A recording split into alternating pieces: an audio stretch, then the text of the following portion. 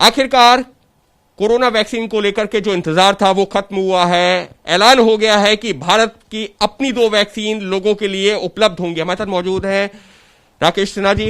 राकेश जी, बहुत लंबे समय से इंतजार हो रहा था कि कब आएगी वैक्सीन। ऐलान हो गया है, जल्द मिलेगी लोगों को वैक्सीन। देखिए, भारत की सबसे बड़ी उपलब्धि है। इसमें जो सबसे महत्वपूर्ण पक्ष है, शोधकर्ताओं और चिकित्सकों ने जिस जोखिम उठाते हुए, जिस मेहनत के साथ मानव अस्तित्व को बचाने के लिए प्रयास करके एक सफलता पाई है, उसमें भारतीय नेतृत्व का एक बड़ा योगदान रहा है। प्रधानमंत्री मोदी जी ने अन्य राजनेताओं से अलग हटकर, दुनिया के जितने बड़े राजनेता हैं वे राजनीतिक लड़ाई लड़ रहे थे, और प्रधानमंत्री मोदी जी ने इन चिकित्सकों को, शोधकर्ताओं को लगातार मनोबल बढ़ाने का और उन्हें सभी प्रकार के संसाधन उपलब्ध कराने का प्रयास किया है। लेकिन दुर्भाग्य की बात यह है, जिस वैक्सीन से मानव अस्तित्व को संवर्धन और सुरक्षा मिल रहा है, उस पर राजनीति की जा रही है।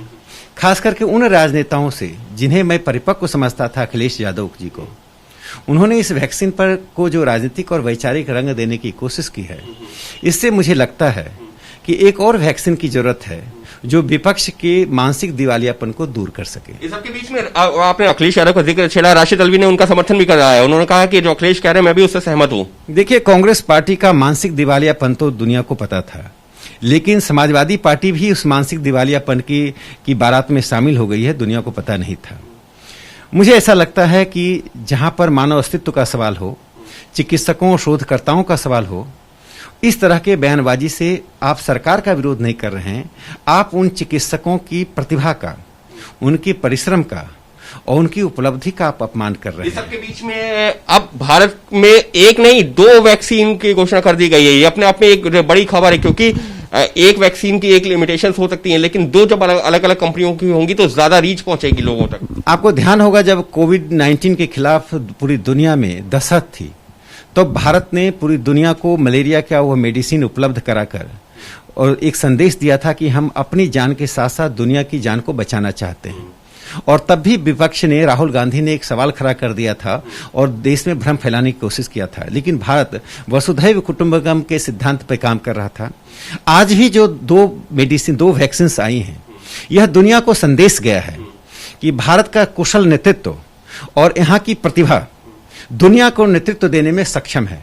हमारा नेतृत्व सिर्फ आर्थिक और सामाजिक क्षेत्र में ही नहीं, बल्कि चिकित्सा के क्षेत्र में है। और यह संदेश उन प्रतिभाओं को भी गया है जिनका पलायन होता था, ब्रेन ड्रेन होता था, कि भारत में रहकर भारत के संसाधन, भारत की व्यवस्था के अंतर्गत वे ऐसी उपलब्धियां दे सकते हैं जिससे मानवता को और विश्व को बचाया जा सकता है।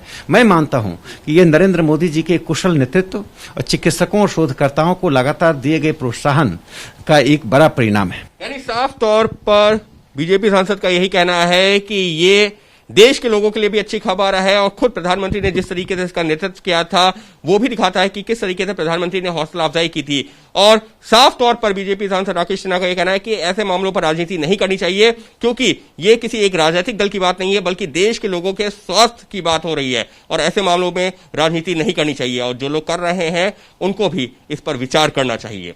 कैमरा पर्सन राजेश पांडे के साथ अंकित गुप्ता, एबीपी न्यूज, दिल्ली।